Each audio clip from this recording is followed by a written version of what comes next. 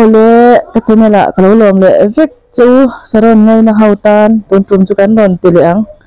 hei in huang hianin hei kan saron te roi nan bor bor ba ka tuite kan han te ve pa boka chuan saron han report hi an ngai em maya heng ho hi ka report ho an ni a kan par zo jema ka kata ka report hal ho khanita an ha hi an ron cho do mi ni he in huang hianin pot te ka mang lian nia heng ho hi 14 inch ni ta ni chuan lei thar lam ka da mi ba ka le tha ka da ngal boka ka report na khan he 14 inch ho hi mo chuan an na hi aron do alu a heng ho hi an mor hi ka kat ka chim to hlom boka chuan hi ka chim vek to ni chu mo chu an na hi po an langa ya kala khoi man lawa chuan saron na bal run pui kan nei do ni chu nai khwalum em ne chun hi ka che pe mang lawa hi khwa thim chu to a kan ron ti zoi do ni thi ang hian choi ma kan ti ang chuanin a then chu he anon par dona hi kerala ping kanya kerala peach kan ti zo kha ping kan la hi dihan anon ku mum le sep to ni chu hi avoi thum pa na to tur ni a chuan helang tulip ambaka tulip po ma in moi takina para tuna hi na po ka po sak man lo hi chu ama inaron par ve le a saron hi panga mak en ko seng che lo de bok na hian chuan hei hela hian na rang hote doki te po he ran pa do na doki na rang doki spotted chuan hei mani a karon video sak chu kha ni a hei doki na rang lo jok kha ni a hei ka chim ho kha chuan video ko ran siam nu apo khan chim ka nei le nuala karon da to lem lawa chuan he arwal khai moi tok to em a hei asang zol pi ong chuan ka chim le zel don ta chuan hei chiang takin karon hu don chu ni asa aji khi ka si chuan pa thelo ka hlawa in ti ta a kan si na kara khan aron chor le a kha par tur ni to mai ta hei aron chor hi moi to zon don ni chu sang wak to lo nga ti khan tuite ka han petliam de tran boka he kan si na akar na kar tang khar aron chora toite te in ta ve to mai don ni he aron chor sep hi na kar tang khan chuan then khat zo na oma chuan khami a na pa ni ti kha em chena nge azik lampang atanga chher nge antia kha chu aron chorna atanga chher to ni ta ni khone o example tur hi ana azik ka tur hi amang o kan anang o azik hi ka sik pe le to ka he chuan kan in sik toy pa zel bu ka ni chu ngor o sample tur kan zong luk ne zik si tur hi he na ma te po hian an ha hi ran chor do a man chuan a hela hian he kan example lok ne a hela hian aron chor ta to ro mong hian aron chor ta ni apen na atanga pahni na anga hian ka sik thin ka ti kha o ti hian ka sik nei thin ta ni chu engtin nge pahni na kha engtin nge ron ti aron zot tu kha ilo shat thiam ka ringa chuan he mi solen te po kha in huam aron pa le sep don ni he tian ka dina hian na ka dina hian ka tu heron om sep to kan enjoy thum don ni he nuam don hle ne in huanga an na hi achor na sa em nia chan he la mi ke la violet po kha ikat kha ka khongai in ti kha he anon chor le chu to ni saron himo dim lo tu ka ti chan chu an na ni pe an lom zo kan kat kula kan siam hian chan chu an lom chor le don hian chang hi an na em an chor chak em bu ka kha video ha sa kha ni som pathum huwa ka kat kol ri kha ron chor le ti karon da khamo he lai ti han avar hi ron ta le don to a ti khan aron in tin to chhom me kham ni chu mo then chu ka in sikseng to lo ni chu mo then chu si lo party te poi ka tuma ti nei la na lai tuk lo hi chu ka sik don lo ka man lo chuan anron na ta he pikzi te hi na la sin he pikzi queen khania chuan heng atang hian anon par chho mai to don ani man chuan si a tha man lo po in anon par don tho ma sengin kan a full bloom tu le changa kan du chuan si kha chu a tha lut tuka man chuan mo ke po hi ka man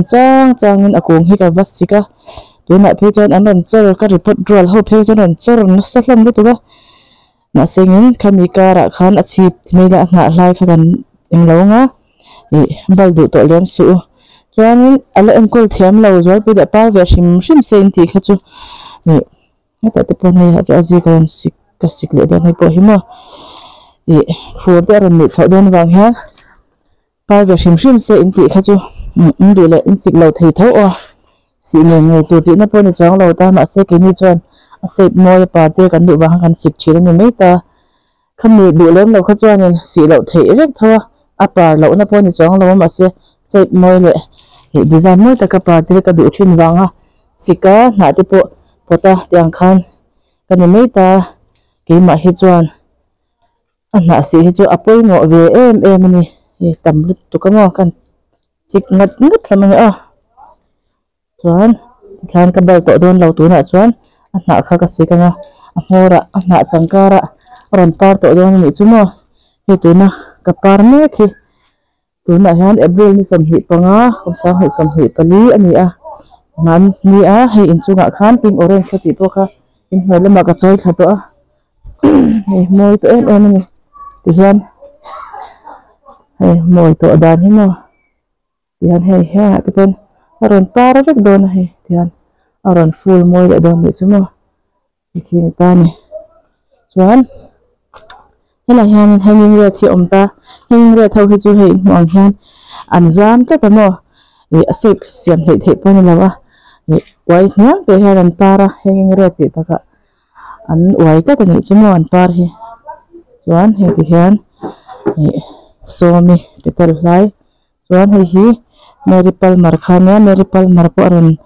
lai tana aron par tana ho mix chawa chuan lahan narang orange a narang var kha oma la hian thima pink po kharon par le hi po avoi thum na to ani a so hela hian local orange kha omboka mu chan wak the te lo kha thim to yang khan ni chuan kan in pot char charanga jana thei dan danin ka pot le don ni na hi mo na bal run pui ka nei don jin in chu mo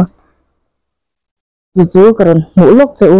te ka saron na chor na sel to ka ti khain oma wang chuan a chor kha chu a po lampang khap chak le mai tu ni he te po hilo zam ta the kat le ding a kan in trim de reng mai ni then chu si ngai lo chi te yan kan trima na ron chang kha kan pai le mai ta a heng ho te chu in hu thian dan tu chuan mo mu em tian aron chor ta mora khan aron par ta eng ma zik si ngai lo ti han arwal akai rwal timila a chor rwal em a hian a na changkar a phan aron par mai to don ni chumo kha ani chuwang chuan ka sik ze la par thelong ti ka hlawa in ti ta ni omza chuan a sik philo lo kha chu si angai lo chuan si troi du kha chuan thu san ni ta a chuan hei ti hian hei po aron par le to mai don ta no tu na hian aron par do na a in tin to amek famani hi chu a na si wak po hinga la chan chu na kan si del tuk chuan mor do kan si chuan a party ke ro ve themo khan khomai kha ka si na wak ka phal chin la ha chu aron par nga ti khan a na chang kha chu ama ina a then chu tla ve nei boka chuwang chuan chung ti po chu ka lo shil pa de chu ni se hei ti lu po hi ka sik to don la pa hang ka party do don na fura hi chuanin an chat chu amin a na hi chor chak em a ro ina han nam do hian chuwang chuan pe angai ni chuma khoi pe ve ngai a ha karon enter le zoi chu ni chu kan han khoi tak tak ani ti hian bucket in chopa sik me me a chuan saron hi kan shat he dan chuan thingkung pangpar te me thingkung par ang khan ni mai ta saron te po hianin det ut te po hin ngei ve thawa in nei chuan det ut te po hin report huna khanin tel ve thin ula lei kha i ati thol no ma balu chu ka soi to a balu hi chu ka du lawa ki chuan ka hmang vak ngai lo ko kopit hi ka hmang a balu hi chu thum hne khatte chu ka hmang ve a chan chu a hma ka pot hlei leia hian ka tel nual thin awang khan ema experience a chuan balu i a kan phun hi chuan a zung te hi ka ima ma se a nget lo ni chu mo a nget lawa ro ina han nan vak fura hian an thi thu lu ni chu ke ma experience a chuan wang chuan balu hi ka ngai na lo saron tan chuan mo lei nget tha len soil ka ti ang ho kha ka hmang na sa a lekina balu ta a saron ta na lei tha ka ti ber ang chi kha kaloron hu che unga so kan thena ma son inan sa lei vung so kala ang ka tia kala lam man lawa heng lei vung lei me ni si lo lei nget tha sa ang hi a tha em ema achan chu hei kan that angin saron te chu leia po thatakina parta lei nget kha an du ti na ni me thang ja chuan lei thol luk tuk anga kha chuan an zung te nget lo ta an parte po hi a thalo mo ema chuan chu bang chuan lei tak nget tur lei ban luk tuk ni si lo ang kha mang thin ni chu mo chu chu ka lo thil le chu a kina saron ta na lei tha ber ang chi kha ka lo empty rang chu hian po hi na lai jol pi ka kat ka pota zong zong chu po angai to chuang lo ti hian po hi aron par rual le tur anga yang hian lei tha in kan booster charanga aron par le mu chak to lu tu ke ma hian mo an par le ho tur hi ma se chu mi rual chuan khoi pe ve chu ngai khop me du thu sam par tur chuan ni ka si na khan no chor sep sep ma du om hlom na hi si na na ka ra han chora hi chor sang mak to le na par to me do na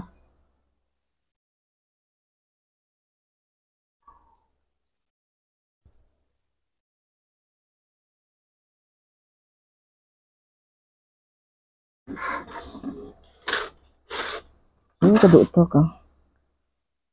chuan hi chu si tu em poi lo amoi em me na hi ka khongai ka sik lo na dokis potet ka sik lo me te chuan he ta hian ei ka da chuak le hi to me engei ka shelo re rang hi chin se alom lawa an par phot lo chuan engei ka hreto lo hi chu an lo ni me the asen som ni lo si sen par lai ve do si som ni ai pital sim de pengin shelo tat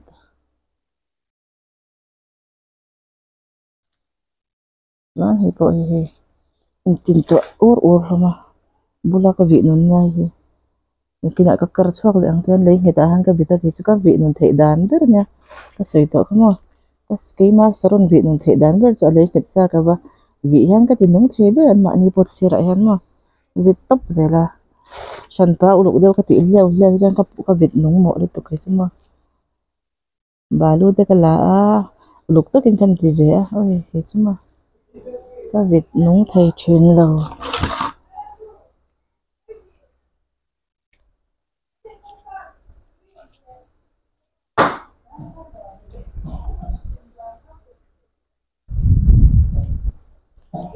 ngay chu khwalum lut tu ka shom chuna theu ti po shom chu se em sik le ding a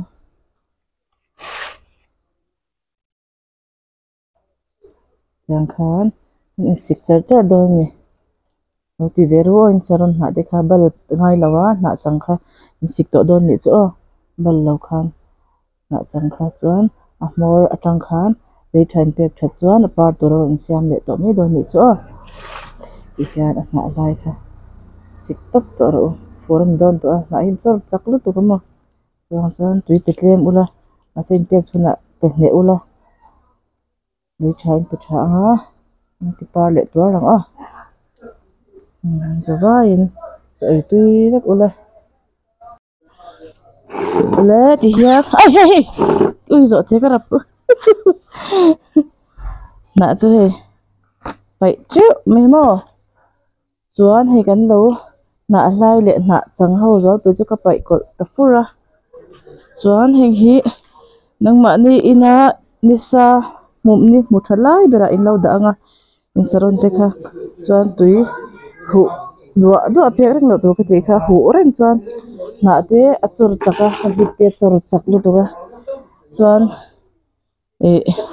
hei fura po in changa a chur do a zel hi mo chuan tui kha pek over lo tu ni chu chuan ni silai bera in lo da anga an lo par le nei do ni chu papa ron ti sakang tu na